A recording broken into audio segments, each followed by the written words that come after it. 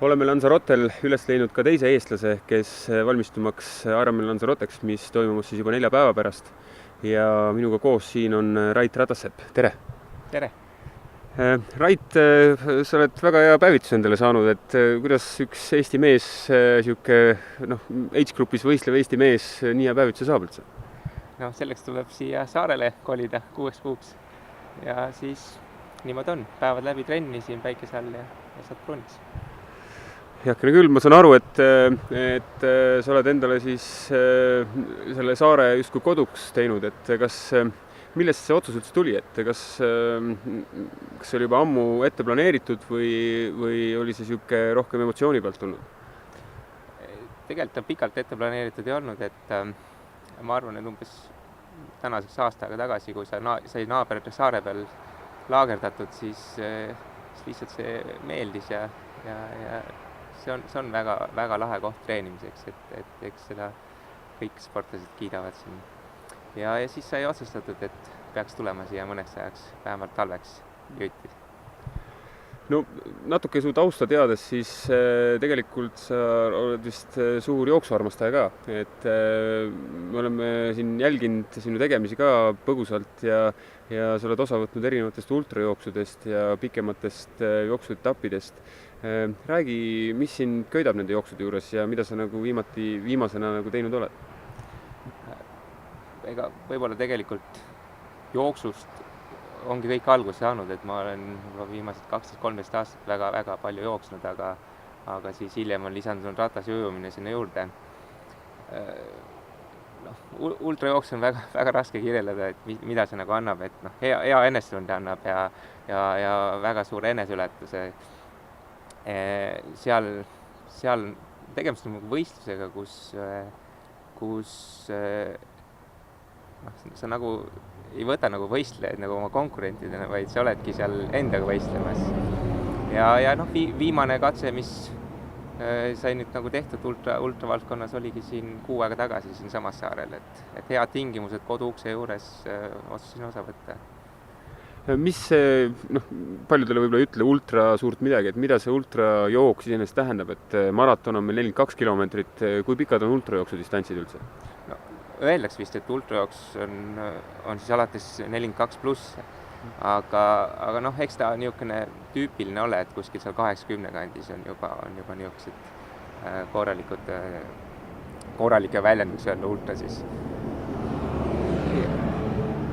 Aga nüüd Ironman Lanzarote juurde tagasi tulles, mis on see eesmärk, millega sa siia tuled? Kas sa soovid ka haile kvalifitseeruda või on see sinu jaoks lihtsalt üks järjekordne Ironman, mida teha, sest ma tean, et sa oled 2 korda Challenge Rotti teinud juba, mis on siuke Euroopa suurimaid Ironman distantsil toimuv võistlusi Saksamaal 2012-2013 ja eelmine aasta päris hea ajaga 9.50, et mis on see eesmärk täna, ütleme siis sellel laupäeval siin Ironman Lanzarote?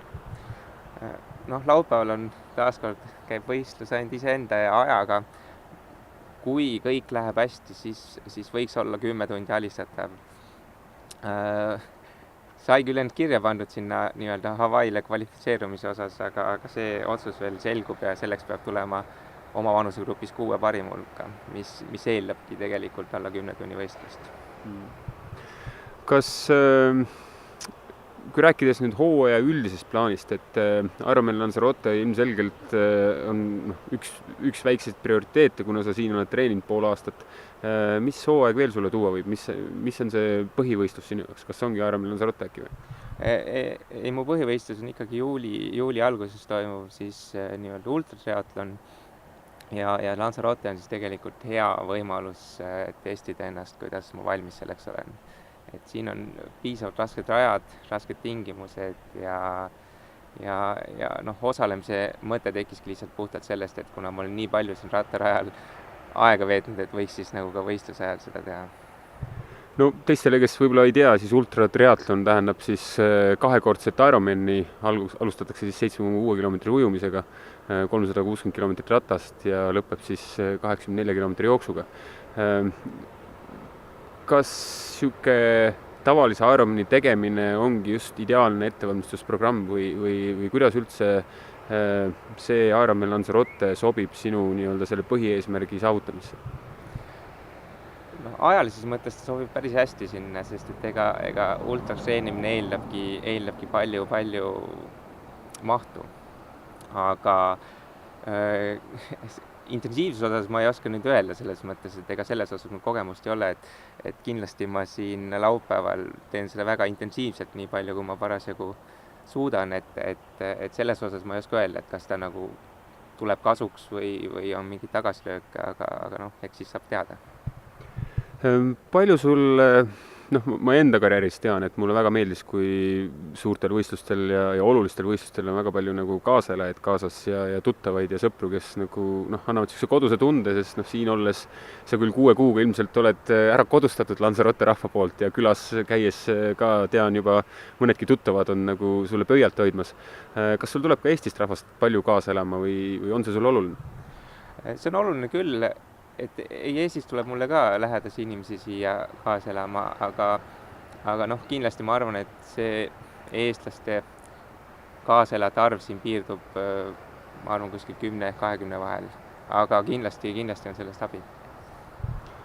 Rait, kuna sa oled vanusegrupis startiv, et kas sport on sinu jaoks nagu igapäevaelu olnud kogu see aeg, teed sa seda töö kõrvalt või mismoodi sport sinu elurütmi sobib üldse? Sport on põhimõtteliselt kuni eelmise aasta sügiseni, siis ta oli ikkagi hobi töö kõrvalt. Et ma pidin leidma kogu aeg selle natukese aja, et jälle trenni minna, aga samas olin ka 8-10 tundi päevas tööl. Ja mida aeg edasi, seda rohkem nõudis sport mu aega ja siis lihtsalt tuli teha mingi otsus, et kumba vähem, kumba rohkem. Ma saan aru, et sa oled siis tegelikkuses tausta teades olnud ju väga juhtiva advokaadibüroo advokaat ja heal töökohal ja ühel hetkel oled lihtsalt pannud need nii-öelda kuldsed käerauad laua peale ja otsustanud, et nüüd on see aeg endale sporti lubada ja sporti teha. Et mis see nagu kuidas need töökaaslased üldse sulle nagu vaatasid sinu pihta, et nad ju teadsid sind kui head tublit tööinimest ja advokaati ja tarka inimest ja nüüd ühel hetkel ütlesid, et nüüd on kõik või? Eks nad olid kursis mu spordiarmastusega ka, aga võib-olla see uudis tuli veidikene üllatusena, et ma nagu otsustasin nüüd nendega siis töösuhte lõpetada ja siis sukelduda spordimaailma. No meil spordijälgijatel on selle üle kindlasti väga hea meel, et sinust on sportlane ja see 6 kuud, mis sa oled veetnud nüüd siin Lanzarotel, on ka sulle tegelikult mõjunud väga hästi ja need tulemused on tegelikult ju paranenud, et selle eest räägib juba seesama Lanzarote maratoni teine koht ja jooksuajad, mis sa oled tegelikult saavutanud siin. Et kuidas sa ise hindad seda elumuutust või seda rütmimuutust, et kui sa ennem tegid sporti töö kõrvalt, kui palju sa jõudsid teha ja kui palju see tegelikult andis sulle ja kui palju see praegult sulle annab? Kõige suurem muutus, mis ma tähele pannud ongi see, et ega ma varem ei teadnud, mul töö kõrvalt on paratamatult mingid piirid tulevad ette, sest et kui sa sealt üle läksid, siis olidki kas jäid haigeks või midagi muud sellist, aga nüüd siia tulles tehes seda, mis sulle nagu meeldib hommikust õhtuni, siis ega tegelikult sisuliselt ajalisi piire trennil ei olegi enam väga. No eks omajagu aitab kaasa ka siia see, et peale treeningut on võimalus rahulikult taastuda, ei pea tegelema kõrvaliste asjadega ja saadki tegelikult 100% elada spordi nimele. Meie poolt igal juhul edu sulle ja hoiame sulle kindlasti pöialt ja katsume su üles leida ka siis finišijoonelt edukalt oma vanusegrupi võitjana ja siis võib-olla ehk ka Hawaii'le kvalifitseeruna. Loodan tõesti finišijoone ületada õigel ajal ja plaanitud tulemusega. Aitäh sulle, Rait! Aitäh!